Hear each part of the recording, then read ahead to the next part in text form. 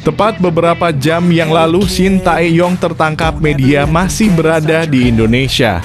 Secara belak-belakan ungkap tujuannya masih berada di Indonesia adalah untuk membantu memajukan perkembangan sepak bola usia umur di Indonesia. Juga akan sesekali membantu timnas U17 asuhan Nova Arianto dan U20 asuhan Indra Syafri. Ini jadi harapanku. Di sisi lain, begini pernyataan jujur dari Shin Tae-yong soal alasan mengapa dirinya masih berada di Indonesia. Menunggu peresmian jabatan baru dari PSSI kah? Simak penjelasan lengkapnya di sini.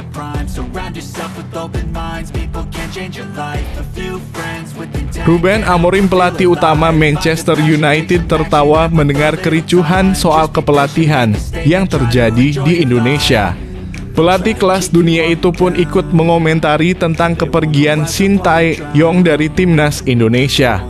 Saya semenjak resmi menjadi pelatih baru Manchester United beberapa waktu yang lalu dan menerapkan formasi favorit saya 3-4-3 ke dalam permainan tim. Apakah ada kesepakatan dengan para pemain? Semua itu tidak ada. Saya tertawa kencang mendengar statement Presiden Asosiasi Sepak Bola Indonesia Erick Thohir yang mengatakan kalau Shin Tae-yong dipecat karena tidak mau mendengarkan perkataan pemain sebelum laga lawan Cina. Itu sudah seharusnya dilakukan oleh Shin Tae-yong karena dia adalah pelatih kepala di timnas Indonesia, ujar Ruben Amorim. Sudah memang seharusnya para pemain mendengarkan dan percaya apa yang jadi keputusan pelatih. Dan itulah fungsi adanya pelatih kepala di timnas Indonesia. Menurut kalian bagaimana? Apakah keputusan Erick Thohir salah besar? Dan akan menjadi bencana bagi masa depan timnas Indonesia karena memecat Shin Tae-yong? Kita harus mengembalikan Shin Tae-yong jadi pelatih lagi di timnas Indonesia. Simak ulasan lengkapnya di sini.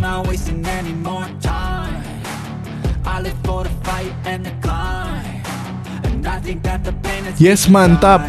Coach Justin ungkap jabatan sebenarnya Shin Tae-yong di timnas Indonesia. Usai tim asuhannya yaitu KKS Football dibantai 13-0 oleh timnas U17 asuhan Nova Arianto pada laga uji coba kemarin, Coach Justin beri alasan mengejutkan. Jika tidak ada Shin Tae-yong di timnas U17, permainan mereka tidak mungkin sebagus ini. Itu karena Coach Nova dibantu saja oleh Shin Tae-yong saat uji coba kemarin. Oh, ternyata ini yang jadi alasan utama Shin Tae-yong belum pulang ke Korea Selatan, ujar Coach Justin kepada publik. Ini jadi harapanku. Di sisi lain, ini dia pernyataan mengejutkan dari Coach Justin tentang jabatan Shin Tae-yong di timnas Indonesia. Jadi pelatih baru timnas U17 kah? Simak fakta menariknya di sini.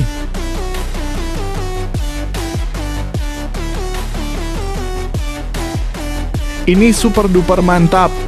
Usai hat-trick dan tampil memukau pada saat melawan Newcastle kemarin malam, Justin Kluivert, anak dari Patrick Kluivert, belak-belakan ngomong gini di depan publik saat diwawancara setelah pertandingan. Iya, saya mendengar ayah saat ini menjadi pelatih kepala timnas Indonesia yang baru.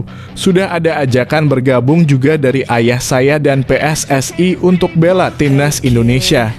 Saya mau dinaturalisasi bela timnas Indonesia, berkas-berkas pun sudah saya titipkan ke ayah. Tetapi biarkan saya menyelesaikan dulu pertandingan yang tersisa di minggu depan bersama AFC Bournemouth, ujar Justin Kluivert. Ini jadi harapanku. Di sisi lain, Justin Kluivert belak-belakan malah ngomong gini tentang Patrick Kluivert, sang ayah yang berada di timnas Indonesia. Ada bocorkan tujuan utama sang ayah kah? Simak penjelasan lengkapnya di sini.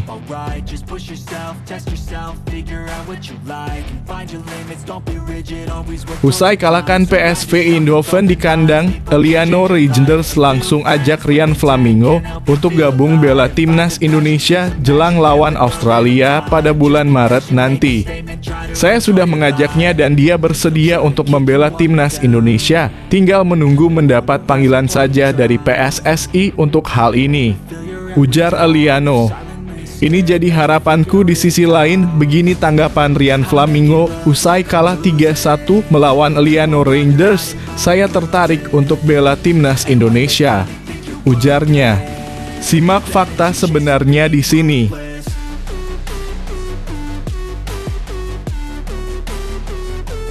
Nah, ini yang ditunggu-tunggu.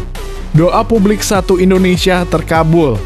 Akhirnya Ian Maatsen resmi mengibarkan bendera merah putih di dadanya tepat pagi ini, dan akan segera menjalankan proses naturalisasi sumpah WNI bersama Ole Roemeny dan Jairo Riedewald pada sore hari ini di Jakarta, didampingi oleh pelatih baru Patrick Kluivert. Apakah ini efek dari kedatangan Patrick Kluivert ke timnas Indonesia? Ini jadi harapanku. Di sisi lain, Ian Maatsen secara belak-belakan kibarkan bendera merah putih di dadanya, pertanda akan bela timnas Indonesia kah? Simak ulasan selengkapnya hanya di sini. Auto gemparkan satu Eropa.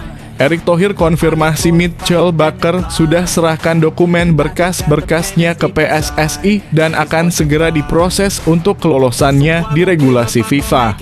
Jika tidak ada kendala, maka pada akhir Januari ini Bakker akan dinaturalisasi berbarengan dengan Ian Maatsen, Ole Roemeny juga Jairo Riedewald.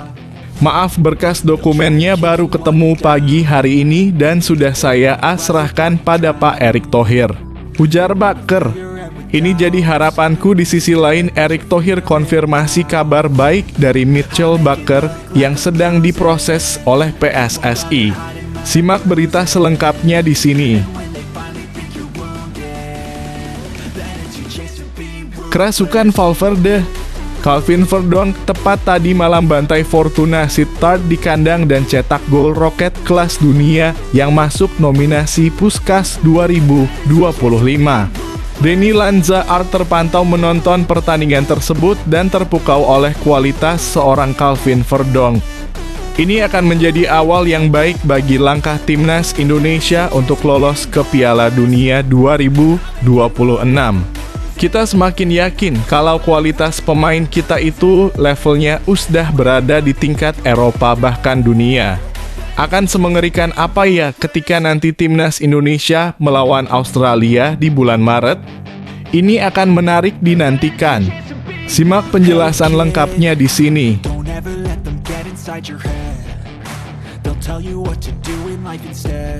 Sebelum lanjut ke pembahasannya, ayo like dan subscribe channel ini agar bisa lebih berkembang. Terima kasih bagi kalian yang sudah like dan subscribe. Use them all to push me to my best. So treat the worst of times just like a test. If only I could go back in time, I'd tell myself that everything. Belak-belakan Sintayong akui dapat banyak tawaran melatih negara lain usai dipecat PSSI. Mantan pelatih timnas Indonesia Sintayong mengaku mendapat banyak tawaran melatih negara lain sesuai dipecat oleh PSSI. Sintayong resmi dipecat PSSI dari pelatih timnas Indonesia pada Senin (6 Januari 2025) siang waktu Indonesia Barat. Pemecatan Sintayong dari kepelatihan skuad Garuda ini memang cukup mendadak. Bahkan pelatih asal Korea Selatan tersebut mengungkapkan baru tahu dipecat pada Senin (6 Januari 2024 pukul 09.40 waktu Indonesia Barat. Untuk itu pemecatan Sintayong memang cukup mendadak. Namun Ketua Umum PSSI Erick Thohir yang mengumumkan langsung mengatakan bahwa ada beberapa pertimbangan yang membuat pihaknya memecat Sintayong. Erick Thohir mengungkapkan adanya dinamika komunikasi dan taktikal menjadi faktor utama di balik pemecatan tersebut. Untuk itu dengan pemecatan Sintayong, PSSI telah menunjuk pelatih baru Patrick Kluivert. Pemecatan Sintayong dan penunjukan pelatih baru sempat menuai beragam reaksi dari netizen. Namun reaksi marah dari netizen pun tak akan berubah banyak karena keputusan sudah bulat dan pelatih anyar telah diperkenalkan kepada publik. Sintayong memang telah dipecat dari kursi kepelatihan timnas Indonesia. Akan tetapi cinta supporter skuad Garuda tak luntur kepada pelatih berusia 54 tahun tersebut. Mantan pelatih timnas Korea Selatan di Piala Dunia 2018 itu masih dicintai oleh masyarakat Indonesia. Shin bahkan saat ini masih berada di Indonesia dan melakukan beberapa kegiatan. Terbaru, mantan pelatih timnas Indonesia ini dipastikan menjadi cameo dalam film horor komedi Ghost Soccer, Bola Mati. Setelah menikmati syuting di daerah Subang, Jawa Barat, Minggu dalam kurung 19 Januari 2025 ini. Shin Tae-yong pun mengungkapkan bahwa ia bersedia datang untuk menjadi cameo dalam film ini karena ingin membalas budi cinta masyarakat Indonesia. Jadi saya juga masih orang bola yang dicintai oleh masyarakat Indonesia yang suka bola juga, ujar Shin Tae-yong kepada awak media termasuk Bola Sport. Di Subang, Jawa Barat, Minggu dalam kurung 19 Januari 2025. Begitu juga dengan saya harus balas budi juga ya terhadap cintanya sepak bola Indonesia ini, ucapnya. Mantan pelatih timnas Indonesia pun mengungkapkan bahwa ia sebenarnya mendapat tawaran untuk melatih negara lain setelah tidak menjabat lagi sebagai pelatih timnas Indonesia. Ia mendapat banyak tawaran sebagai pelatih, namun ia mengaku masih banyak hal yang harus diselesaikan.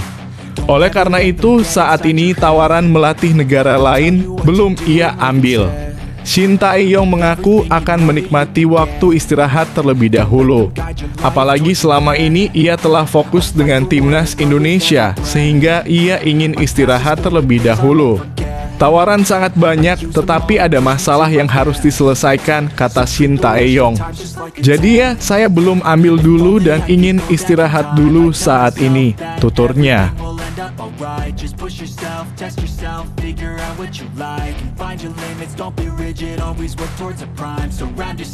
Muncul isu pergerakan pemain penyebab Shin Tae-yong dipecat. Pengamat sulit dibuktikan, tapi biasa terjadi.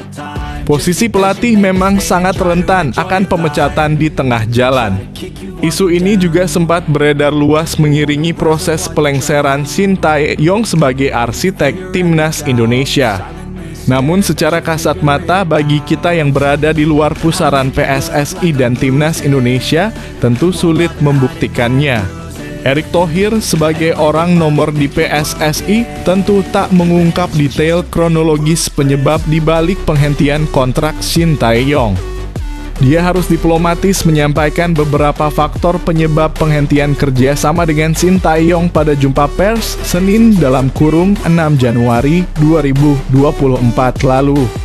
Apa yang kita lakukan hari ini tidak lain adalah demi kebaikan timnas Indonesia, buka Erick Thohir.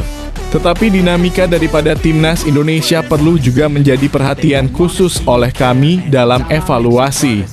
Kita melihat perlunya ada pimpinan yang bisa lebih menerapkan strategi yang disepakati oleh para pemain, komunikasi yang lebih baik dan implementasi yang lebih baik pula, lanjutnya.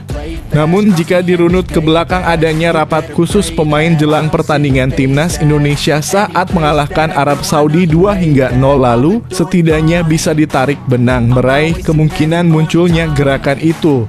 Isu Shin Tae-yong jadi korban move pemain memang sulit dibuktikan. Namun gerakan pemain melengsarkan pelatih sudah biasa terjadi di sepak bola, ujar Gusnul yakin.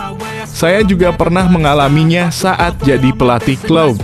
Biasanya itu dilakukan pemain paling berpengaruh di tim. Lalu dia memprovokasi teman-temannya untuk melakukan kudeta, lanjut pelatih yang juga pengamat sepak bola itu.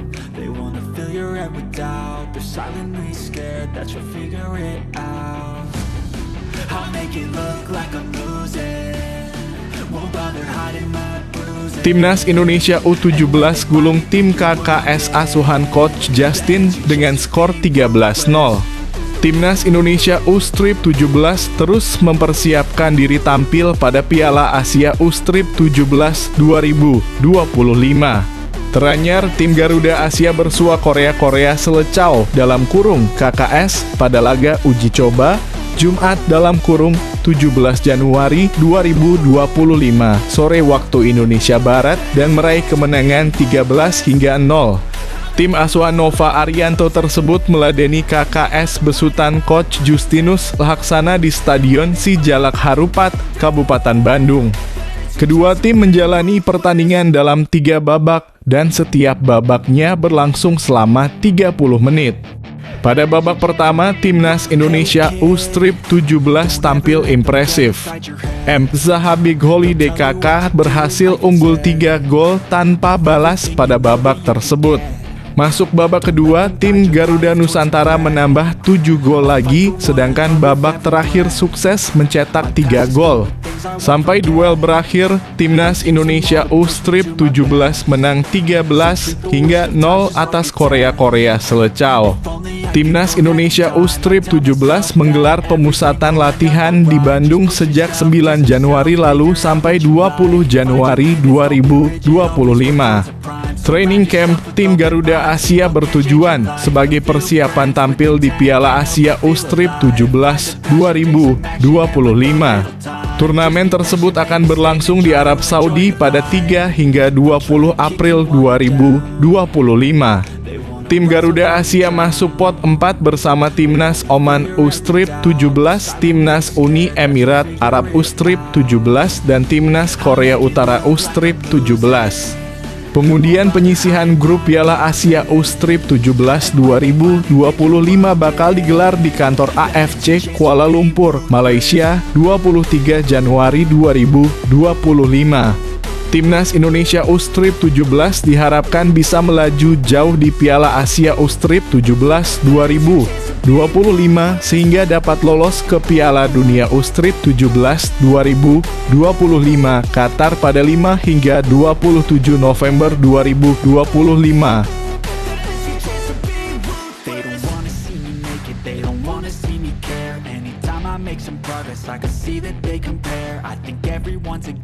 Justin Kluivert menggila dengan hat-trick di kandang Newcastle. Anak pelatih Timnas Indonesia resmi hanguskan rekor ayahnya di Liga Inggris.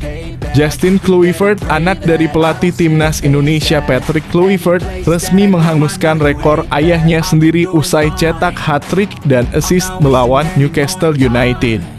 Justin Kluivert tampil menggila untuk Bournemouth pada lanjutan pekan ke-22 Liga Inggris. Penyerang timnas Belanda itu meneruskan tren ketajaman saat bertandang ke markas Newcastle United. Menjadi tamu di James Park Sabtu (18 Januari 2025, Bournemouth secara memukau bikin tuan rumah remuk 1 hingga 4. Justin mencetak 2 gol kemenangan The Cherries pada babak pertama. Lesakan pembuka diceploskan pemain 25 tahun itu pada menit ke-6. Prosesnya diawali umpan tarik Antoine Semenyo yang diteruskan hantaman kaki kiri Kluivert. Tembakan menyusur tanah yang dilesakan anak kedua Patrick Kluivert tersebut bikin kiper lawan Martin Dubravka tanpa daya. The Magpies sempat menyamakan skor dengan gol Bruno Guimaraes 25. Namun menjelang akhir babak pertama, Kluivert memulihkan keunggulan Bournemouth. Tendangan yang dia lepaskan di antara impitan 2 bek lawan dan Burns serta Lewis Hall berhasil menaklukkan Dubravka untuk kali kedua 44.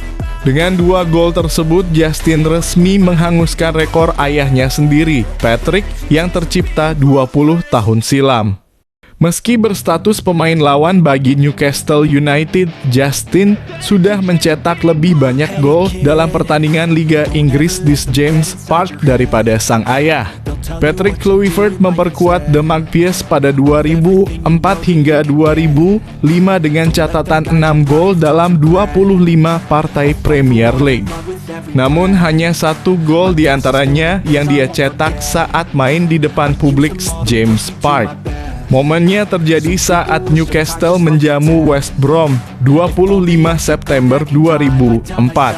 5 gol selebihnya tercipta saat dia memakai baju The Magpies di partai away. Bukan hanya mencetak brace dan melampaui ayahnya, Justin melengkapi akhir pekan ini dengan ukiran hat-trick ke gawang Dubravka. Caranya bahkan dilakukan dengan lebih keren, yaitu melalui tembakan deras dari luar kotak penalti 90+2. Dia meneruskan umpan Tyler Adams yang berandil sebagai intercept terhadap upaya serangan musuh yang dibangun dari belakang. Belum cukup, performa Kluivert Junior makin sempurna dengan sumbangsih assist untuk gol penutup. Umpan datar diagonalnya diterima Milos Kerkez yang menuntaskan serangan dengan tembakan jitu penghasil gol keempat 90+6. Bournemouth pulang dengan raihan 3 poin telak 4-1 atas lawan yang baru saja merangkai 9 kemenangan beruntun di semua kompetisi. Bagi Justin Kluivert sendiri, ledakan performa pekan ini membuat koleksi golnya di Liga Inggris 2024 hingga 2025 bertambah menjadi genap 10 butir. Ia sudah menciptakan 2 kali hat-trick musim ini. 3 gol pertamanya lahir ke gawang Wolverhampton 30 November 2024.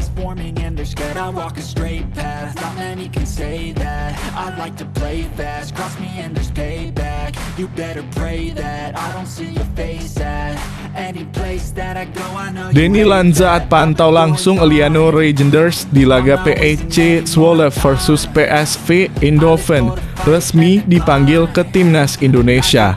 Lanzaat pantau langsung Eliano Reijnders di laga PEC Zwolle versus PSV Eindhoven. Akankah ini jadi tanda bahwa Eliano Reijnders akan dipanggil ke timnas Indonesia? Diketahui Eliano sendiri masih minim jam main di timnas Indonesia selama masih diasuh Shin Tae-yong. Dia baru mentas di satu lagi sejauh ini sejak resmi dinaturalisasi pada 30 September 2024. Ya, asisten pelatih timnas Indonesia Denny Lanzaat diketahui hadir langsung menyaksikan Eliano Reijnders mentas di laga PEC Zwolle versus PSV Eindhoven. Laga itu berlangsung di Stadion MACPARK Sabtu 18 Januari 2025. Dalam laga itu, Eliano turun sejak menit awal laga. Dia menempati posisi bek kanan. Eliano Reijnders tidak tergantikan dalam laga itu sehingga bermain 90 menit penuh. Hasil manis pun didapat PEC Zwolle. Mereka berhasil mengalahkan PSV Eindhoven dengan skor 3-1 dalam laga lanjutan Liga Belanda 2024 hingga 2025 itu.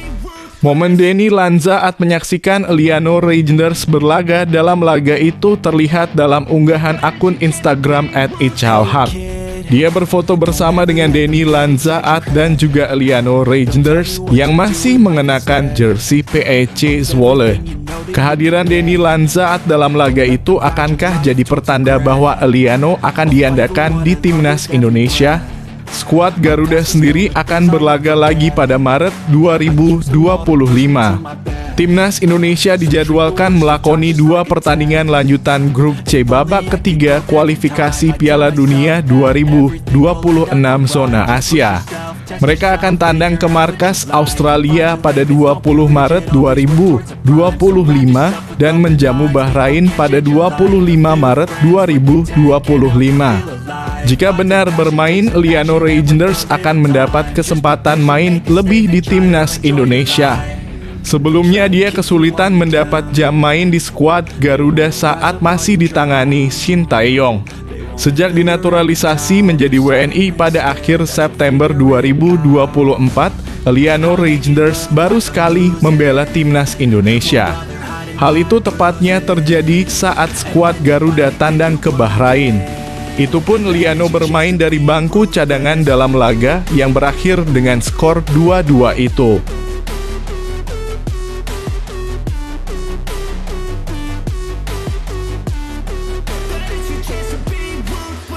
Patrick Kluivert panggil Ian Maatsen dan Pascal Struijk untuk perkuat timnas Indonesia. Kluivert memanggil Ian Maatsen dan Pascal Struijk untuk memperkuat timnas Indonesia setelah diumumkan sebagai pelatih timnas Indonesia pada Rabu 8 Januari 2025 sore waktu Indonesia Barat. Patrick Kluivert diyakini langsung menjalankan salah satu perannya.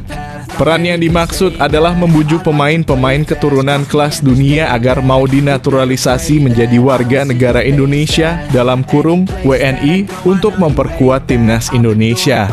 Menurut anggota Exco PSSI Arya Sinulinga, Patrick Kluivert ditugaskan melobi pemain keturunan, sesuatu yang sebelumnya sering dilakukan Ketua Umum PSSI Erick Thohir beserta jajarannya.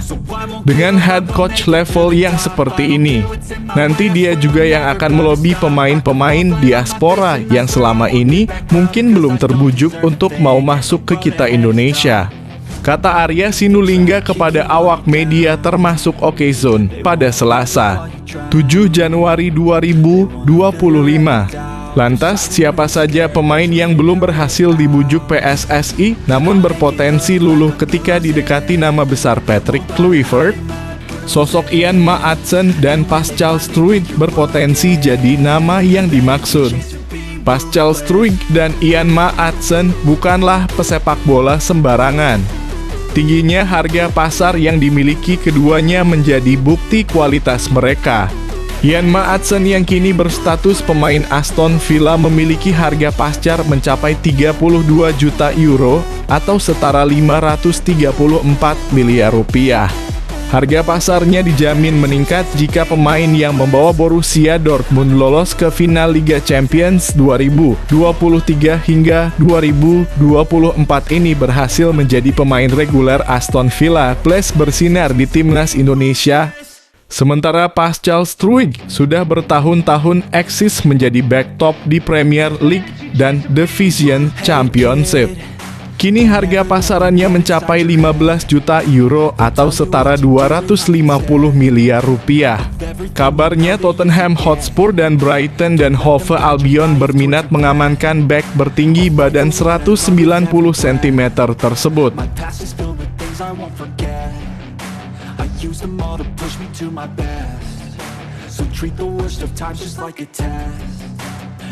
Fakta Mitchell Bakker, pemain keturunan yang akan diproses untuk timnas Indonesia, masuk nominasi Golden Boy 2020 bareng Erling Haaland. Bek kiri LOSC Lille, Mitchell Bakker tengah menjadi perbincangan publik sepak bola tanah air. Bakker diklaim memiliki darah keturunan Indonesia. Pemain 24 tahun tersebut memiliki darah Indonesia dari kakeknya yang lahir di Maluku. Beberapa media di Belanda bahkan melaporkan jika peluang Mitchell Bakker untuk menjadi WNI cukup besar. AP misalnya yang menyebut Bakker memiliki darah keturunan Maluku. Ketua PSSI Erick Thohir menyebut pihaknya masih cukup sulit untuk mendeteksi potensi keturunan Indonesia pada diri Mitchell Bakker. Namun, kabar terbaru Menpora Dito Aryo Tejo tidak membantah ketika disinggung nama Mitchell Bakker. Oleh Romanya ada, Jairo Riedewald masih paperworks. Satu lagi. Nah itu benar, ujar Dito di kantor Kementerian Pemuda dan Olahraga dalam kurung Kemenpora RI Jakarta Pusat pada Rabu dalam kurung 15 Januari 2025. Bakker merupakan pemain yang berprestasi. Ia pernah memenangkan sejumlah gelar bergengsi seperti Eredivisie usia muda, Ligue 1, Piala Prancis, hingga Piala Liga Prancis. Dirinya juga berhasil menjuarai Liga Eropa 2023 per 2024 lalu bersama Atalanta. Mitchell Bakker masuk daftar nominasi Golden Boy Award 2020. Pada tahun itu dia memperkuat timnas Belanda U-Strip 21 menjalani paruh pertama tahun 2020 dengan apik. Ia berhasil menembus tim utama Paris Saint-Germain dan menjadi bek kiri setelah Juan Bernat absen karena cedera ACL. Bek atletis ini memiliki potensi yang sangat tinggi, tetapi minimnya waktu bermain membuatnya tidak memiliki peluang untuk meraih Golden Boy. Pada edisi 2020, Erling Haaland yang memenangkan trofi. Mitchell Bakker lahir di Purmerend, Belanda pada 20 Juni 2000. Dia sedang menjalani masa peminjaman di LOSC Lille dari Atalanta sejak awal musim ini. Sebelumnya pada 4 Januari 2025, media Belanda Algemeen Dagblad atau AD mengabarkan PSSI membidik Mitchell Bakker untuk dinaturalisasi demi timnas Indonesia. Mitchell Bakker disebutkan AD mempunyai darah Indonesia dari kakeknya yang lahir di Maluku. Sepanjang kariernya, Mitchell Bakker belum pernah bermain untuk timnas Belanda. Dia hanya membela tim level usia mulai dari U15 sampai U21.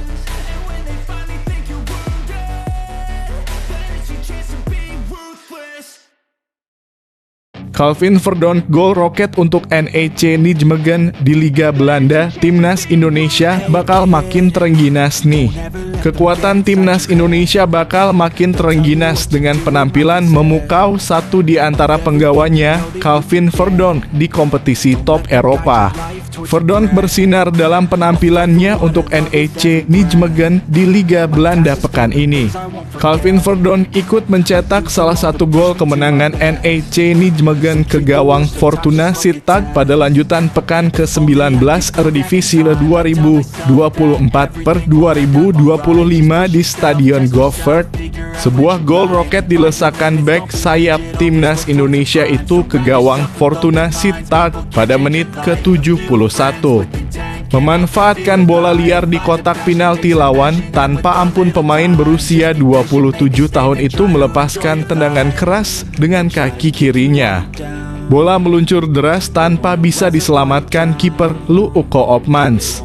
Ini merupakan gol pertamanya di musim ini dan menjadi suntikan semangat untuk kembali membela Timnas Indonesia di lanjutan kualifikasi Piala Dunia 2026 pada bulan Maret mendatang. Calvin Verdonk sudah bermain 19 kali untuk NEC Nijmegen di musim ini. Ia sudah cukup lama tak mencetak gol sebab terakhir kali dilakukannya pada 2 Februari 2024 ke gawang Sparta Rotterdam. Usai mencetak gol dan mempersembahkan kemenangan untuk NEC, Calvin Verdonk mengaku semuanya berjalan secara naluri. Ia menerima bola dengan waktu yang tepat untuk mengoyak jala gawang lawan. Waktunya tepat.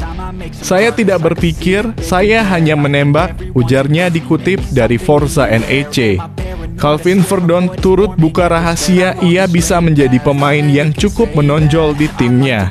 Meski sering bertugas di sektor belakang, ia sering bermanuver ke depan, membantu penyerangan, dan membawa hasil positif untuk NEC. Verdonk mengaku sangat menikmati kombinasi permainan bersama rekan-rekannya, termasuk penggawa timnas Jepang Kodai Sano. Membuat bintang Fortuna Alen Halilovic mati kutu. Di zaman sekarang dengan fullback, Anda harus lebih menyerang.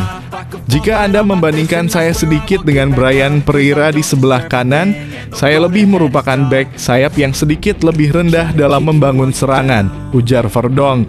Baru hari ini kami tahu bahwa ada ruang di belakang Halilovic yang tidak berbuat banyak di pertahanan. Jika Kodai Sano juga diposisikan dengan baik, sehingga dia mengikat Pinto, bek kanan lawan, maka saya tahu bahwa saya bebas sepanjang waktu. Jika saya berada dalam posisi yang baik di posisi yang lebih tinggi di lapangan.